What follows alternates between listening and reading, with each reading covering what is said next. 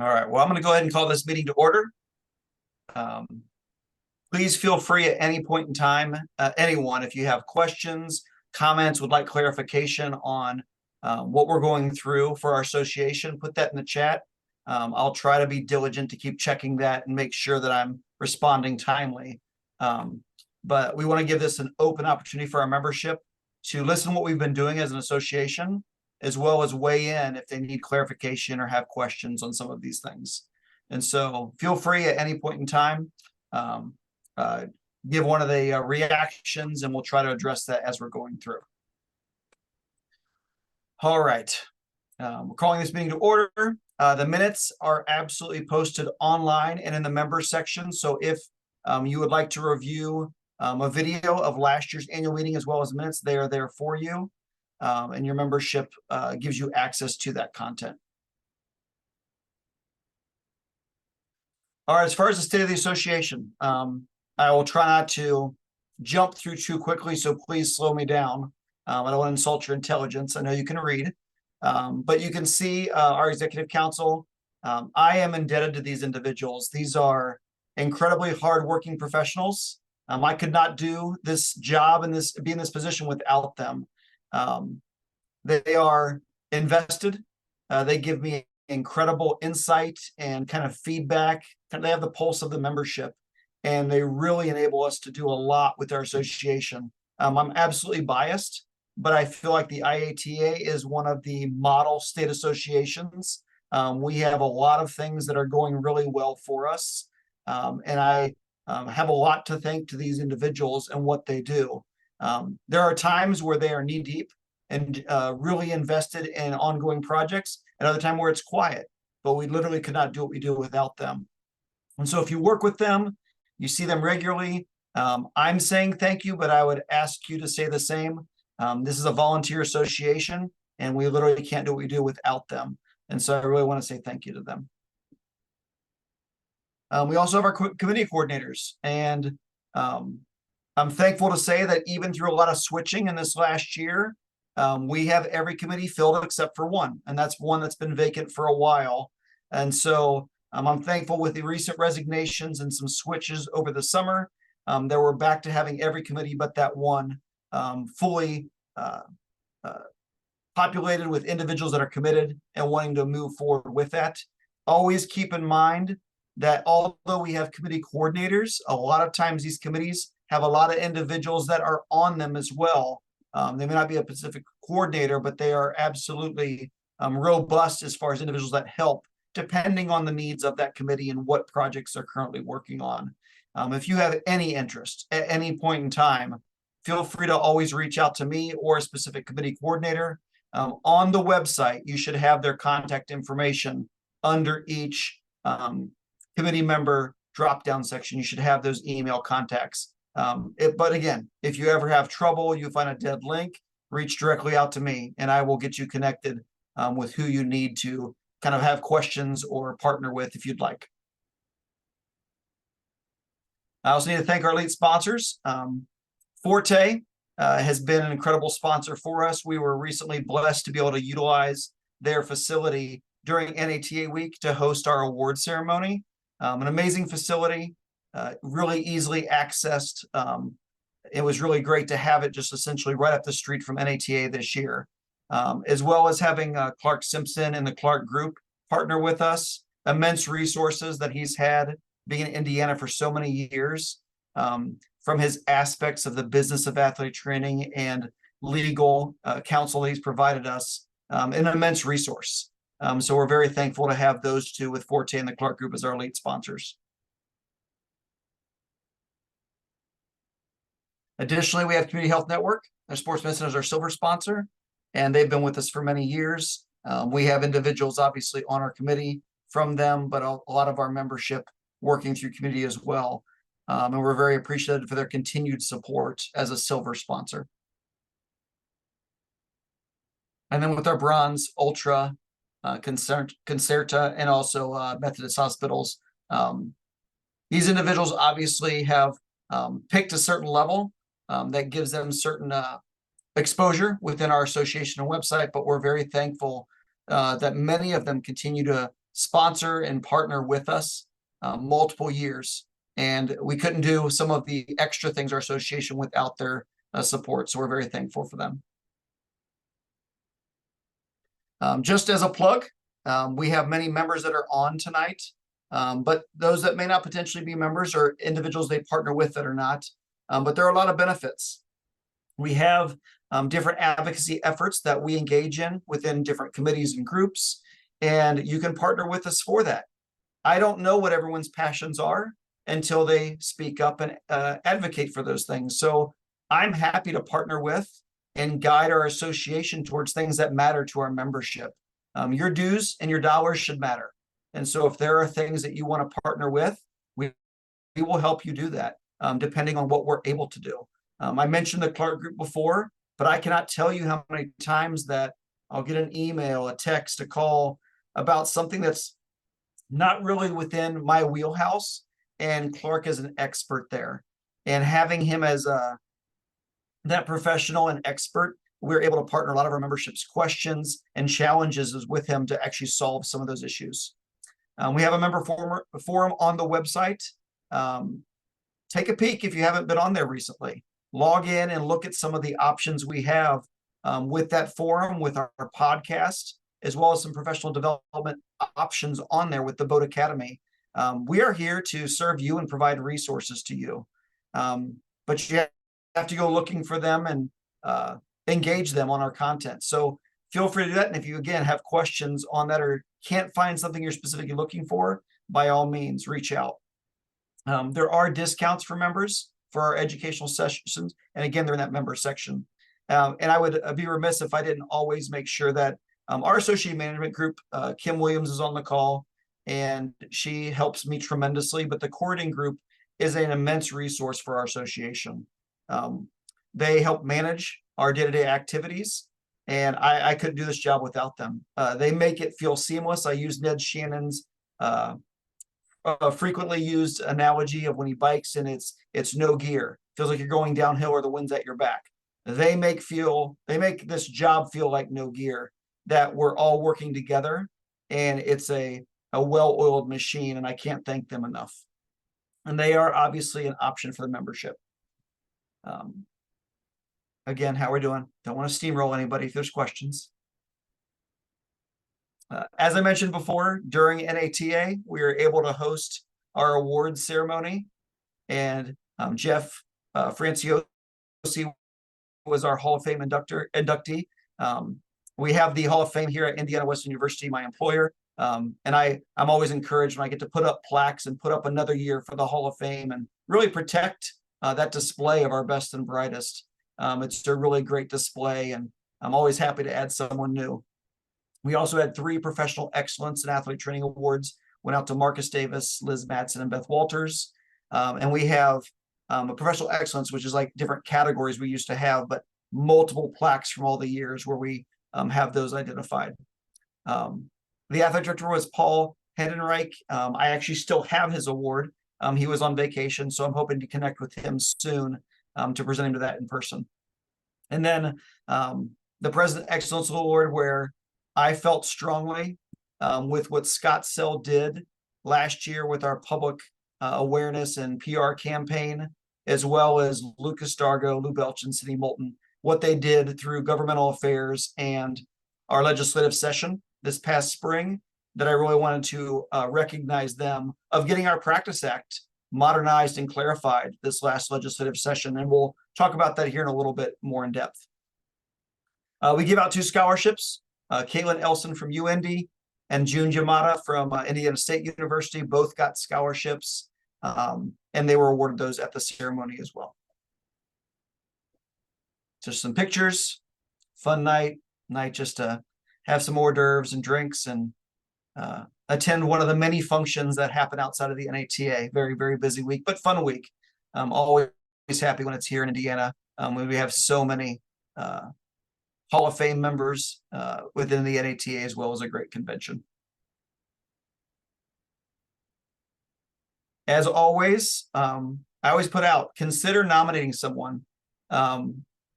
What I find is we have a lot of individuals and members that are absolutely deserving of awards, What we need is someone to nominate them, to fill out the application. The committee has just gone through some of those applications and updated them recently to make it a little bit more seamless and a little bit easier to understand.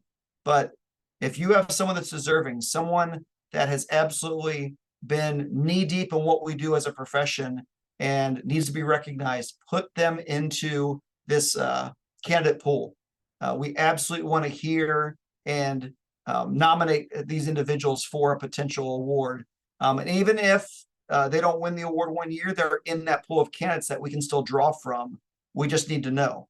And so by all means, nominate the best and brightest, your peers, those that have mentored you, those that you obviously are being mentored by, but nominate them so we can actually have that great candidate pool for next year. So as I mentioned, this is one of the things that I was committed to when I ran for president. There were parts of our Practice Act that were very dated, and there were things that we were doing in everyday practice as athletic trainers that a lot of employers and others were saying, well, you're not qualified to do that. And the train had left the station 10 years ago. We absolutely were qualified. So this was something I was committed to, going through modernizing our Practice Act. And we'll have some specific language here coming up on a slide. We also, this past November, did a strategic planning session, and you can see some of the main identifications that we found through that. And what we're doing is essentially trying to walk through what we want to do and where we want to go as an association, and then also put some tactics and goals that we're going to measure for outcomes so we can track where we're going.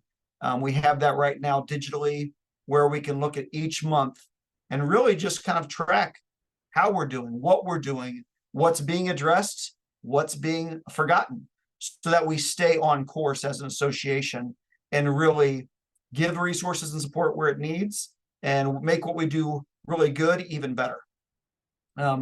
I've found that through that, we took a long time after that strategic planning session to really wordsmith and iron this out to get it something concrete.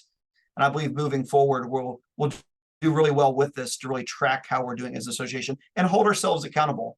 We have each of these goals identified within a certain aspect of our executive council, where individuals are responsible for weighing in and giving feedback and documenting what they're doing with each part of the strategic plan.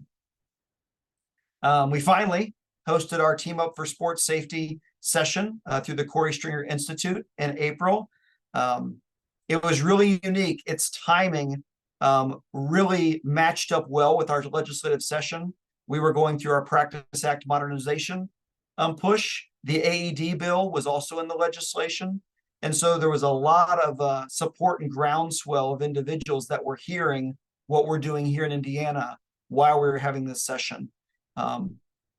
We didn't plan it that way. It just worked out that way, where it lined up with what we were doing legislatively here in the state for our athlete training peers. And so really great session that we had. If you are partnered with anyone else in another state and they haven't hosted one of these, this is a free session for you. It's funded through the NATA, and they do an outstanding job. It's excellent.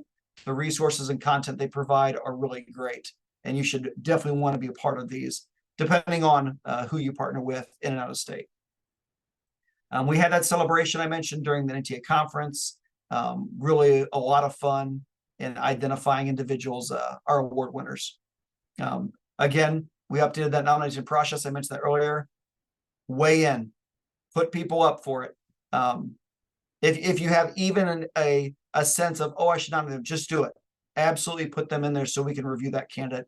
Because if not, they get forgotten, or life gets in the way and doesn't get filled out. And of course, one of our other member options, again, the TikTok and other social media.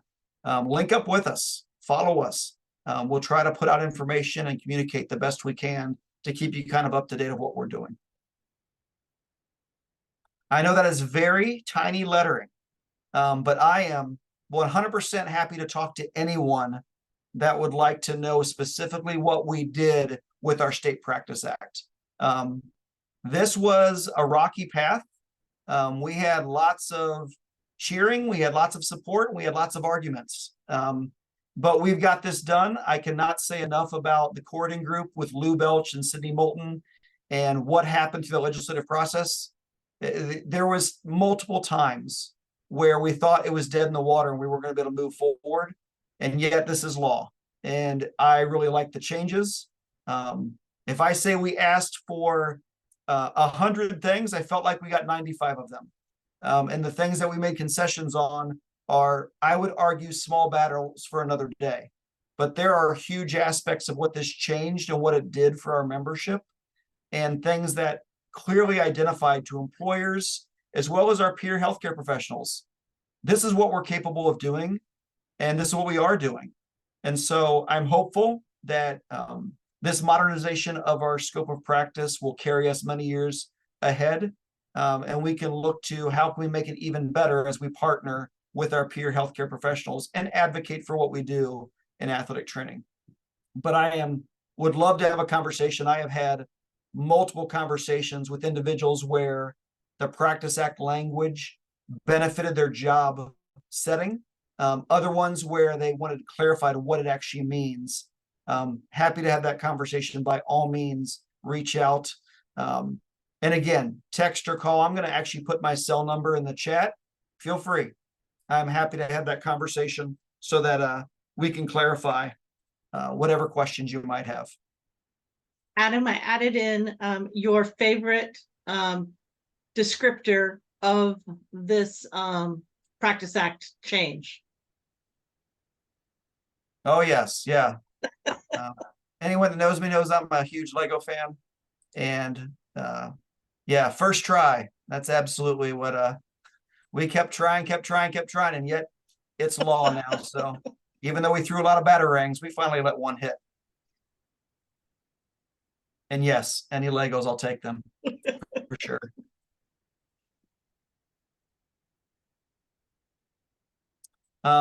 We are still in the process of doing this.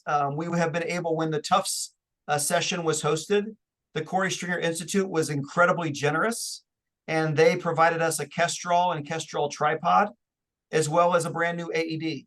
And they wanted those resources to go to schools that were in need and fit a certain category of need and demographic. And so what they really pushed during the session was the cold water immersion of the cool first, transport second, and really helping everyone that's involved in that care of heat stress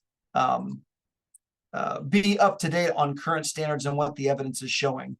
They were looking at emergency action plans, some of the deaths that have occurred to secondary school athletes because of lack of access to an AT or an AED or an EAP that was well rehearsed. But they gave us a lot of feedback and a lot of resources that are available to our membership, as well as to show where are we as a state, how are we doing in regards to that. You can see where the AED is going to Benton Central High School. That was determined by a high school that did not have an athletic trainer and would be in need of a resource like that. And then Salem High School, where they had an athletic trainer, but they were in kind of a Category 3 zone in Indiana. And Category 3 essentially is a heat stress index that the CSI provided us of those areas of our state, those counties have much higher probability of heat and humidity impacting athletes conditioning out in the environment. And so they got the Kestrel heat stress monitoring system, again, the unit and the tripod. And we're going to have another little photo op like this at Benton Central as soon as I can get the AED lined up with their personnel and get over there for a photo op. Freebies for our membership. We are preparing for our 4th anniversary. It's going to happen next summer. This is not necessarily the approved logo, but it's what we're working towards, where we're going to celebrate. We had a great celebration for our 30th anniversary, had a robust book that had all kinds of content and a walk down that memory lane, and we're adding 10 more years to it. The template that was put together for that 30th anniversary absolutely will serve as a platform moving into this next celebration. Right now, Daniel Welty and President-elect Becky Clifton are kind of leading the charge for that celebration. But if you have questions or have interest in partnering, have resources that you might want to give them that should be included, by all means, reach out to them. Their contact information is on the website.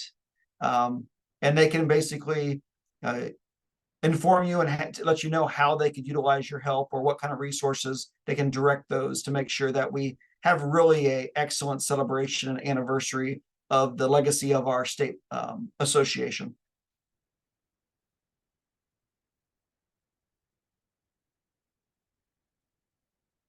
As I mentioned before, and I have lots of conversations like this where there are individuals or membership that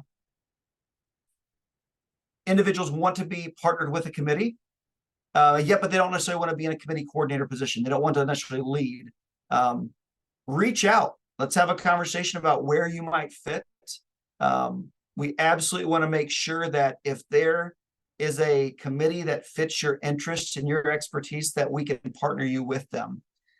So I'm happy to have those conversations and see where your interests might lie and where we might have a need.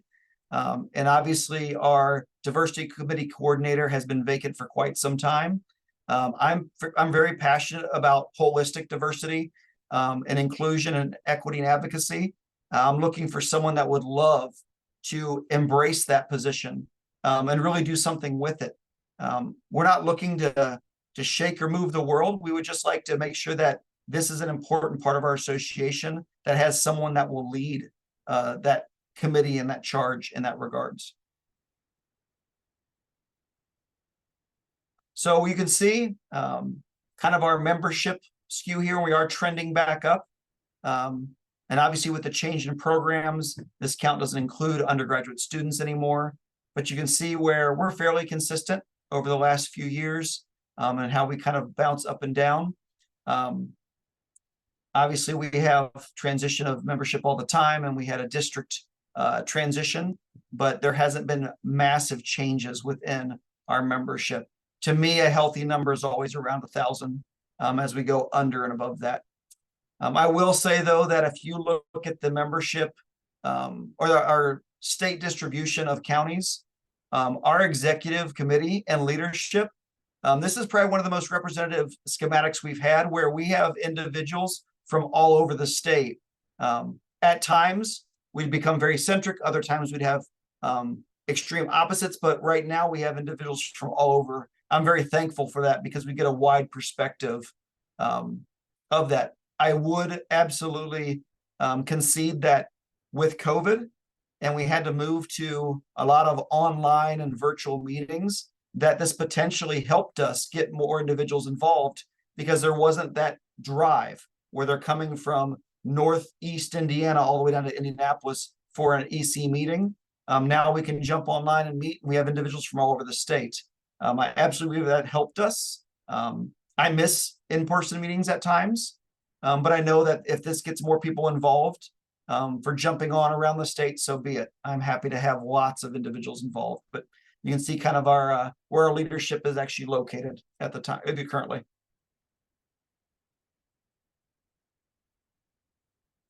Just as a plug, we mentioned this at GLATA, whether it's popular or not, it is an option. We have individuals that are not NATA members, and obviously dollars are funneled down to districts and then states, but there is an option in Indiana that you can be an Indiana only member. That is an option to you. And if that's how you want to allocate your resources and funding, you are welcome to do that. I am not advocating that you choose one or the other. If anything, whatever fits your budget and what you are pursuing for as a member, it's just an option that we have in Indiana.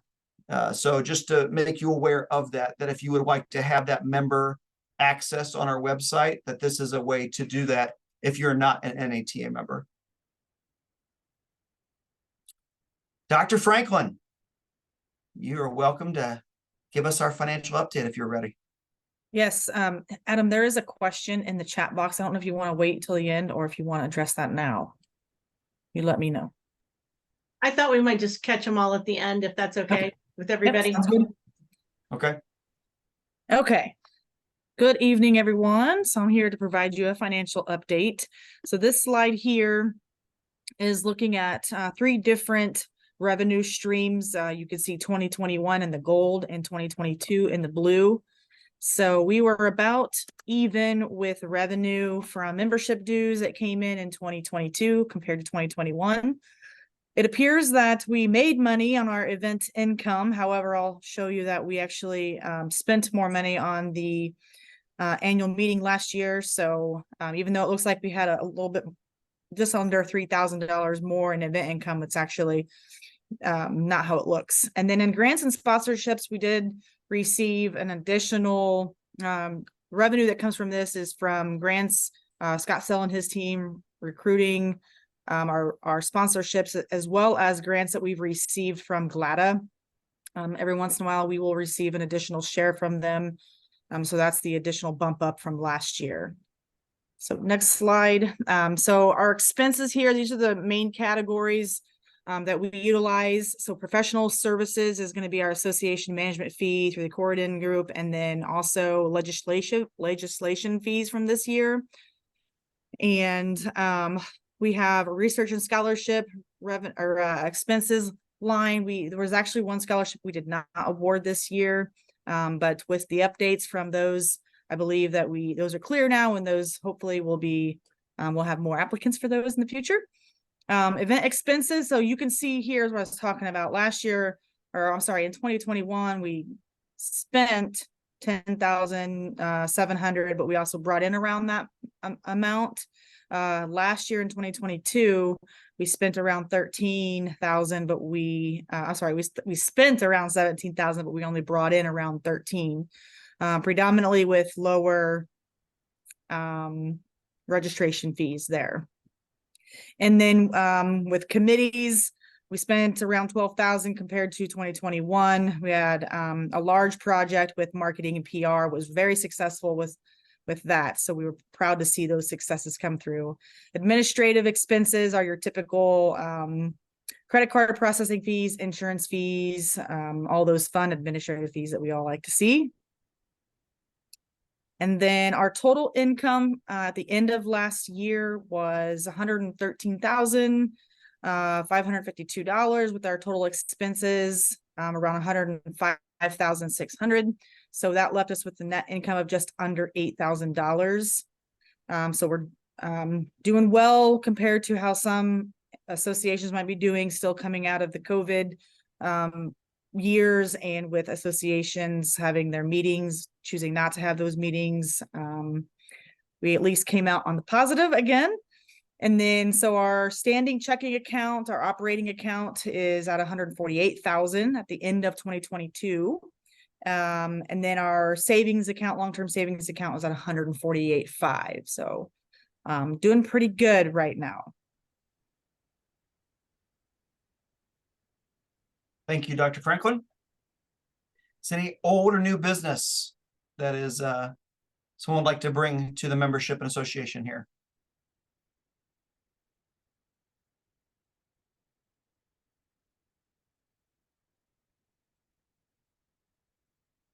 Again, feel free to put that in the chat if you'd like.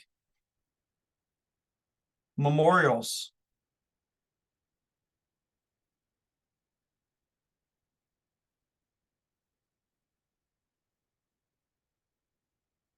All right, thank you. I believe Jillian Hacker is here with us, and I'd like to give her the opportunity just to give us an update, as she represents one of our elite sponsors with Forte. Adam, before we do move on, I'm sorry, this isn't so much of a question as a memorial. You might check your chat. I think we knew about this and we talked about it at the celebration. We but did. thought you might want to mention it as well this evening. Yes, Doug Boersma recently passed, was a Purdue University athlete trainer, and I was not even aware this had happened the evening of our IATA social and award ceremony, and someone had brought it to my attention minutes before we started. And so we had a moment of silence for him. Came as a shock and impacted a lot of our membership, but was definitely something that came too soon, something that was not anticipated with what that, but thank you, Dr. Lawrence, for bringing that up. Jillian. everybody. I'm Jillian Hacker. I'm the outreach coordinator at Forte Sports Medicine and Orthopedics. So I'm just gonna tell you about our outreach department. We have a team of over 30 athletic trainers that provide sports medicine services to our community partners. This includes Carmel Dads Club, which is youth athletics in Carmel, Mud Sox Youth Athletics, which is youth athletics in Fishers, United States Tennis Association, the Indianapolis Colts youth events, the Indianapolis Ballet and Dance Kaleidoscope, and then several other youth sports organizations. We are always looking to grow this team of athletic trainers in a PRN role. And if you have any young athletic trainers, young professionals that are looking to gain more experience or interested in, just getting out there and networking, I think my favorite thing about this is that it can pair young professionals with a team of seasoned athletic trainers at large tournaments and events. So I'm happy to talk to anyone about this role. We are also looking for a PRN to help in our tactical department with fire and police. So that could be a good opportunity to see what the tactical department athletic training is like. We have a job posting on the IATA job board, and I'm happy to talk to anyone that might be interested. Thank you. Clark Simpson, as we mentioned earlier, is our other elite sponsor, and he was not able to be on the call tonight. But as I've said before, his group as a resource to our membership has been absolutely excellent and has given us an option where we have questions or situations that come up that fall within his line of expertise. And he is able to help us with business planning, some legal advice, and navigating sometimes the reimbursement challenges we might have as athletic trainers. I know that he is looking at other options at this stage in his career of how best to partner with the IATA and serve us, but he is absolutely someone that is invested in what we do in athletic training and our state membership, as he's been involved for quite a few years. So he's absolutely someone that if you have questions, if you have challenges, he is absolutely one that will partner with you and help you navigate that.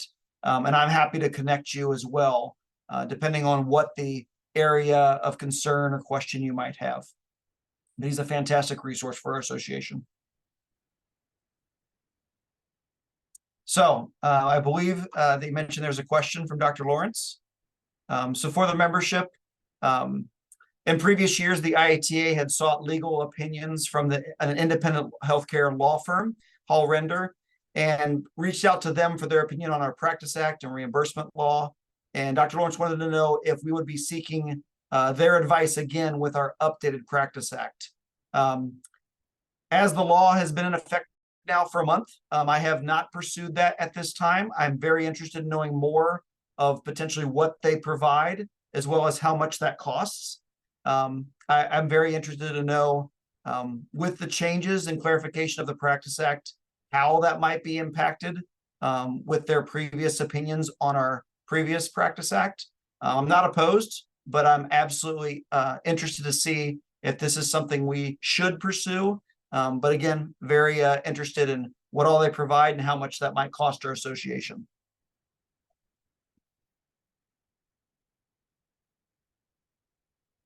Other questions or comments? And Dr. Lawrence, expect me to reach out. I'm going to bug you on this one and find out about that.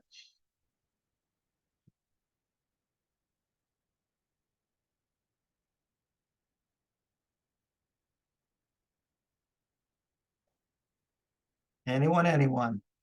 I do not want to hurry you. I know you're all very busy as two-a-days have started and we're getting back into the swing of what we do best.